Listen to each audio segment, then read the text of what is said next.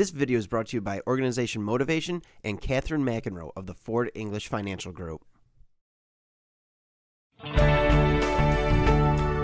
We're here today at the office of Ford English Financial Group, and we're with Catherine McEnroe, who is a financial planner and also has an advanced education as an accredited investment fiduciary.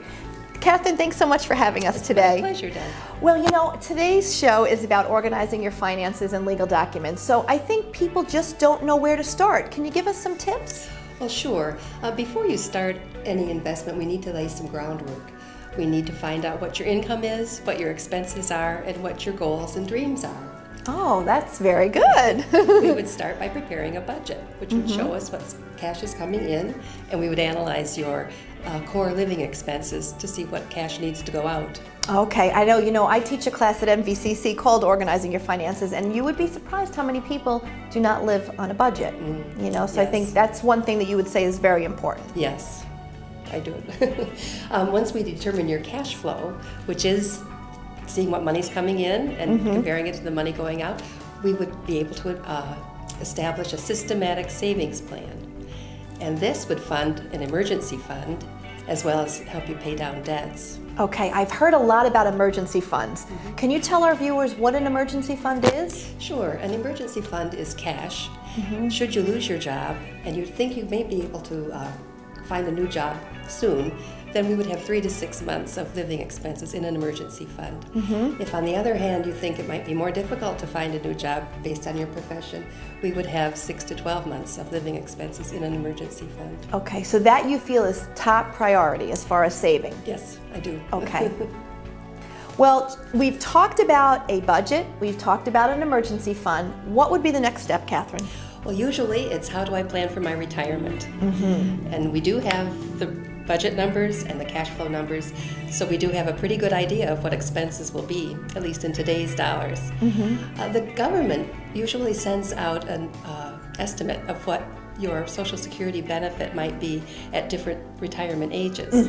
So with taking that into account and with our budget numbers, we could sit down and evaluate different financial strategies for filling the gap between your Social Security benefit and your actual cash needs.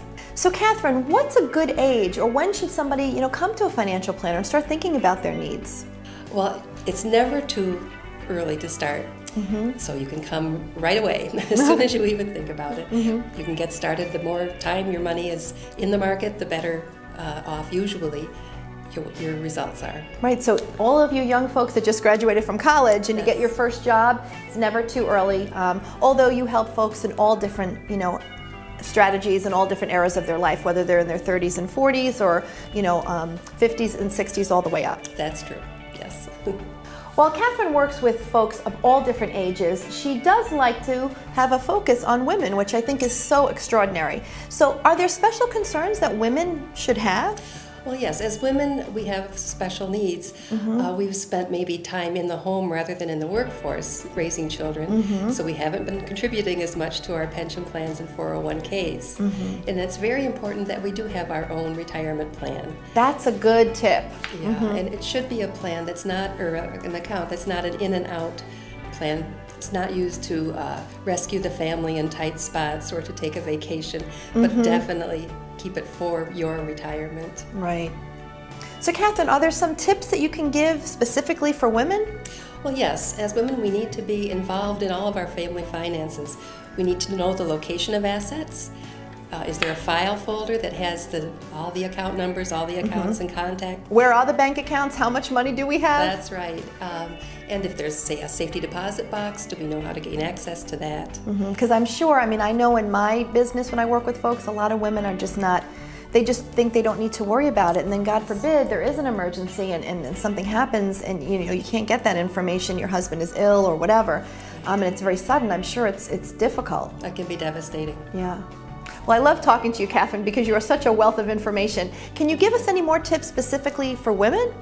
Well, yes, we need to write down our goals and be specific about them. We need to also plan for long-term goals as well as our short and intermediate-term goals.